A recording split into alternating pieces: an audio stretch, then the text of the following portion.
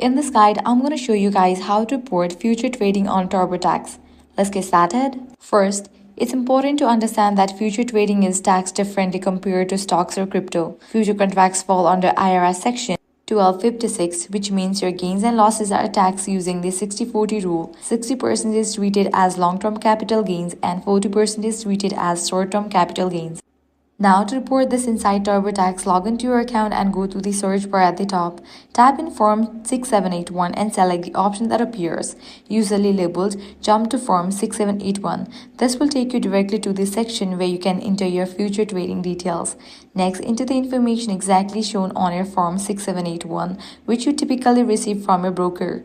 Once you input your gains and losses, TurboTax will automatically apply the 60-40 tax treatment for you, so you don't have to calculate anything manually. After that, review all your entries carefully to make sure everything is accurate, and then continue through the filing process.